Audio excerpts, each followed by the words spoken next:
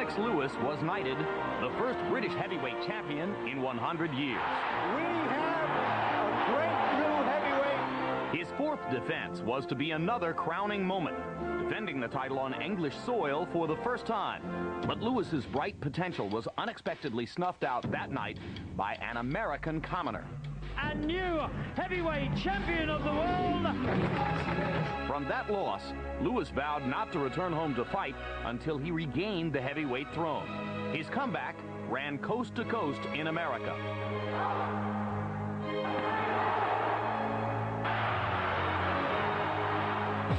But the campaign was also marred by some strange and unsatisfying moments. It's a bizarre scene. He's crying in his corner. It was a weird way to reclaim a belt, and it did nothing for Lewis's reputation, until he finally forced a battle to unify the division, and cautiously dominated Evander Holyfield en route to a fiercely disputed draw. Lennox Lewis has just been robbed of the undisputed heavyweight championship of the world. The official coronation came 8 months later in the rematch. And this spring, Lewis overpowered Michael Grant, the division's heir apparent. Lennox's finest hour. Tonight, 6 years after his one humiliating London loss and 13 road battles later, Lennox Lewis's mission is complete. He has brought the heavyweight crown home to London one more time. And this time, at some financial sacrifice, he's doing his fighting in Britain. Though Lewis acknowledges it's for one night only. This is my moment, and I have to eat it up while he's here. This is probably the last time they're going to see me in front of my home crowd, so I'm happy to be back home. But the return/farewell tour hasn't quite generated the expected ticket crush. Partly the Tyson fiasco in Scotland, partly the high price. But through the miracle of television, British boxing fans will have their eyes focused on Lennox. Tonight, I think the crowd's going to be really electric, and I'm going to feed off that energy. They're going to finally see the much improved Lennox Lewis. He'll be greeted as a hero. He'll be cheered all the way to the ring. It'll be one of those moments when the hairs stand up on the back of your neck. We may never see this guy again. He wants to go out on a win here. I would love to give him a knockout to emphasize this whole moment of being undisputed heavyweight champion in the world. They should embrace me and remember me for that.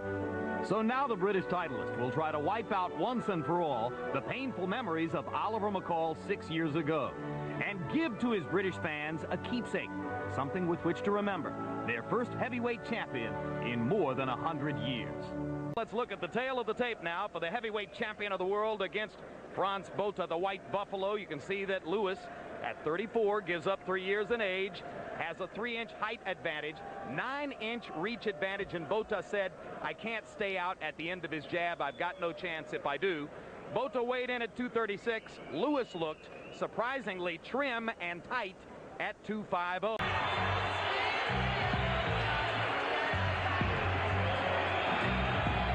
The only loss to McCall in that second round stoppage 6 years ago.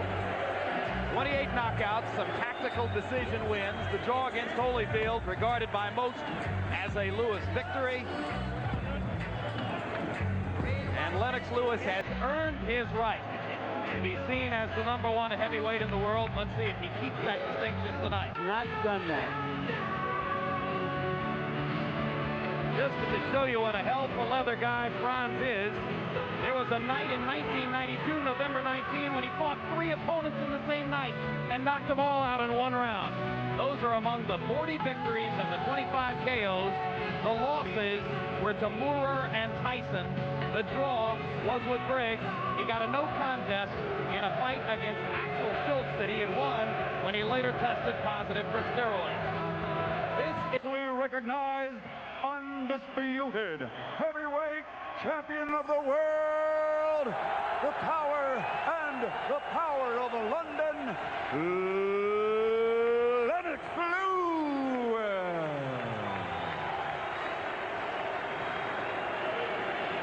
Francois, Lennox, we've been through the rules. I expect you to obey my commands at all times. Good luck to both of you. God bless you both, and may the best man win.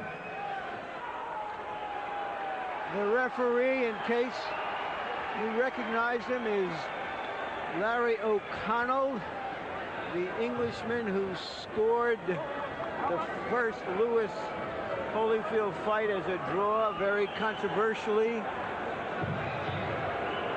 Now he is acting as the referee.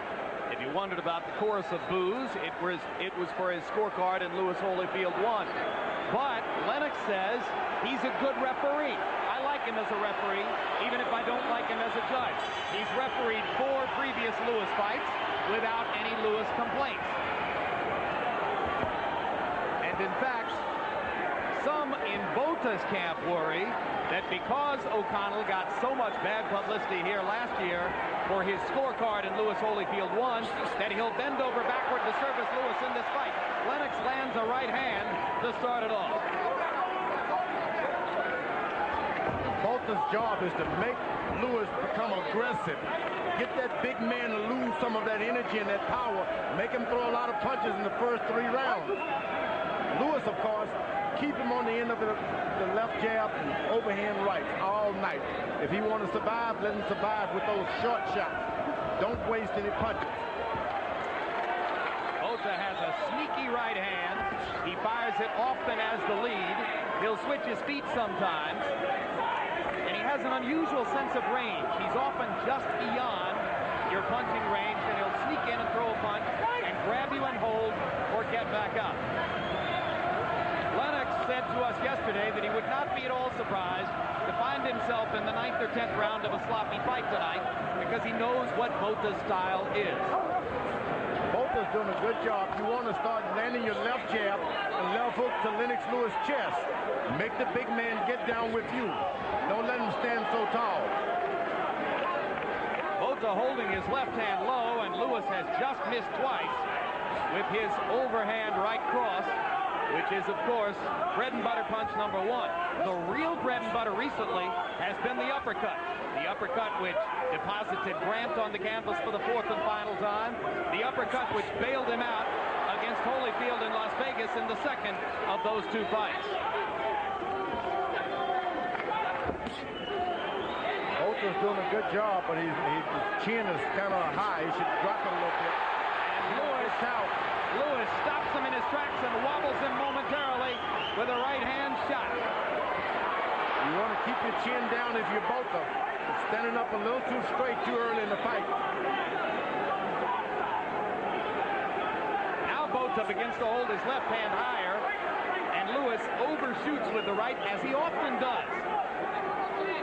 Botha said, I'm going to watch for him to hit me on the back of the head and I'll complain, because he often comes over the top of the right hand and hits you in the back of the neck.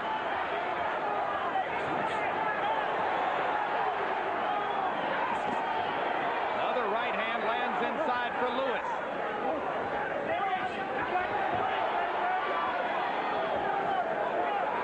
Botha's got to concede being hit with the right hand. Whenever he gets hit, he got to throw something back quick. Make Lewis think. That was a pretty easy first round for Lennox Lewis, despite all of Botha's tricks.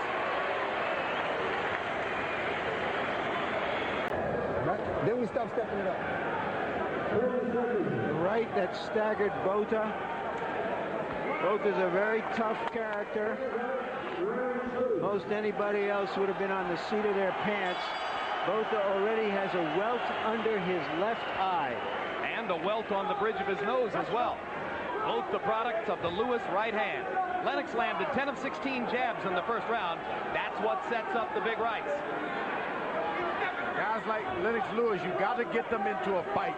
You just can't just let them box all night. Run in with your body, throw a shot, and run out.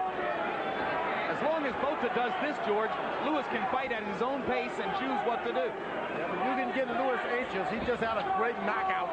He would like to do it again. Make him anxious. Make him start reaching out. Start using your... There is your left jab. There you go. Botha sneaking in the left just as Lewis started to make his move. You want to make the big fellow step forward so you can just get in between there with your left jab. Make them run into it.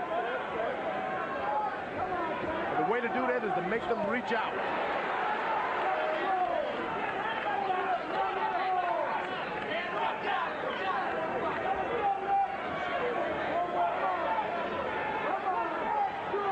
Lewis Lewis is a good fighter, but he's had traps set on him before. He's a little too cautious.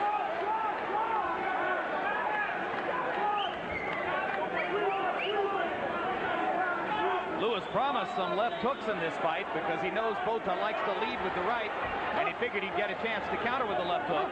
We haven't seen it yet. Botha was able to land an important right hand under the body, the side of Lennox Lewis. Very important. He's trying it again. Lennox blocking that one partially with the left off. You want to make that big man bring that left hand down so you can see his chin. And as Botha starts to target the body, Lennox unveils the uppercut. Yeah, Lewis drops his left hand just a little bit more. You get a little closer, then it's no longer the height advantage.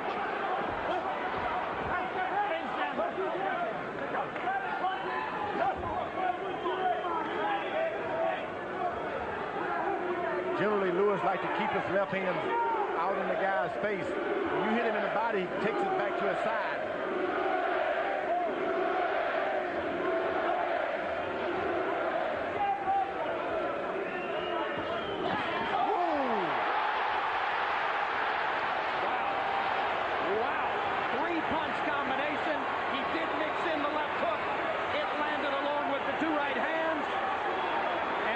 Botha, who has a pretty good chin, went through the ropes, and Larry O'Connell says that'll do it. He was wobbly. What a three-punch combo that was by Lennox. Never seen Lennox Lewis put together a combination like that. 1, 2, 3, and had some more. Sensational. Absolutely sensational. O'Connell is going to be criticized by a few people for stopping it that fast. But Botha's eyes were glazed. He was wobbly. His knees weren't all there. He took a devastating combination. He would have been out in 15 or 20 seconds, if not before anyway. A very impressive performance by Lewis, proving once again that you can run, but you can't hide. This is the first time we've seen him do this with shorter opponents. How relaxed he looks. And, you know, you start doing that with shorter opponents, there's no end to this man's talent. Well, you know, could he do it with David Tua in November? Tua is considerably shorter than Botha. Take another look at this combination.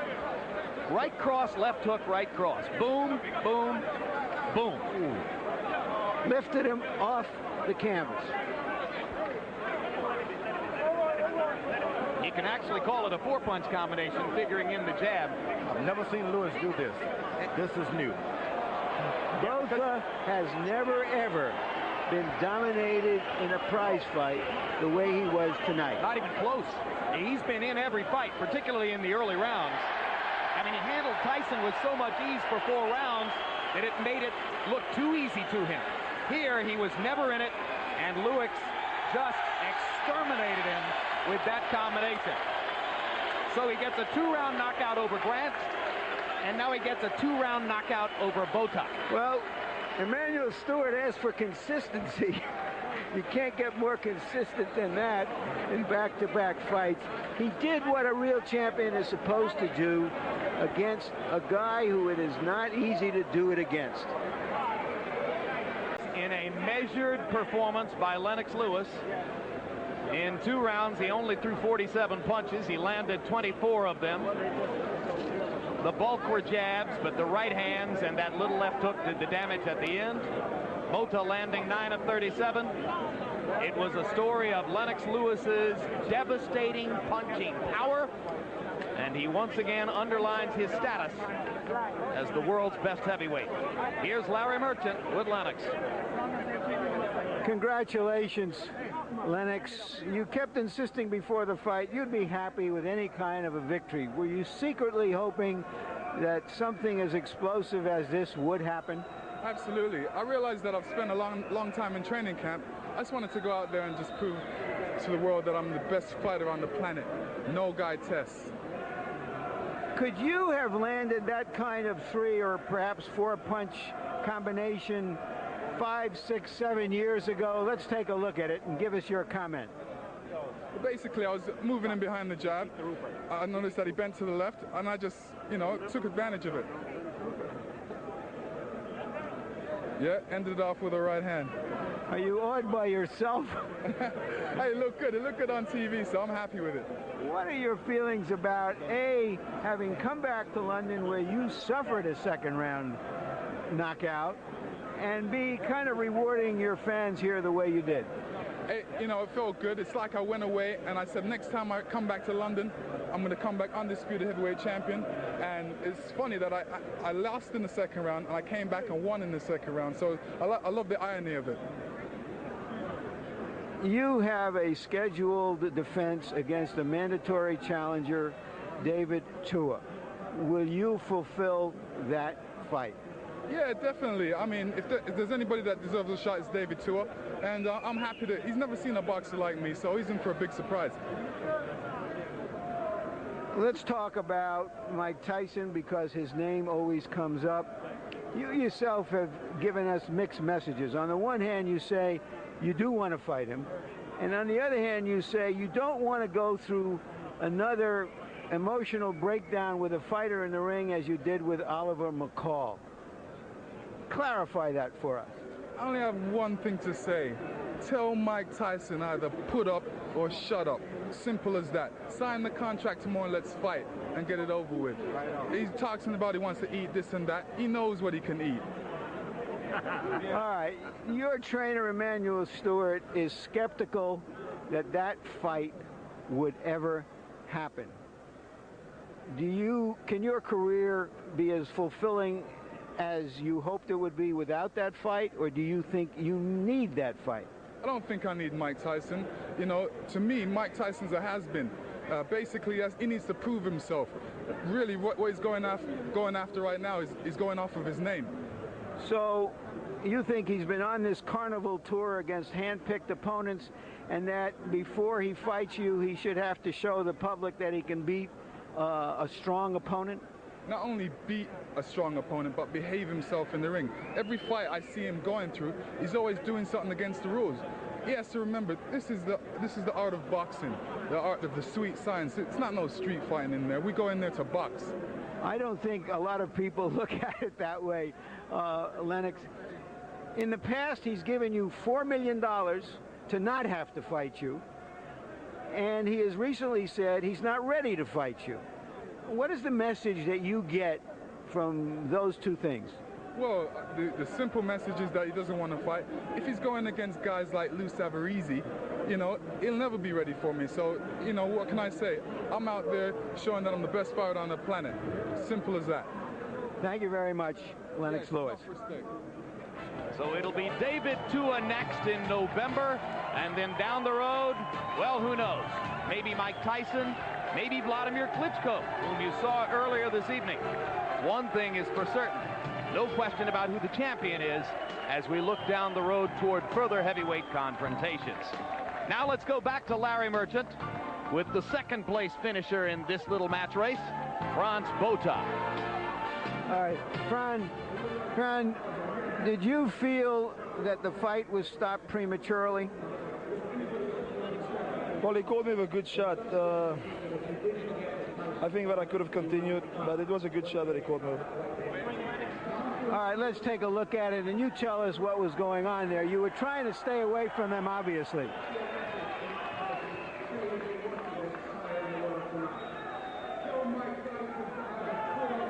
You're seeing it for the first time after having felt it. What does this tell you? You know, he called me with a good shot there, so you know, he was a better man tonight.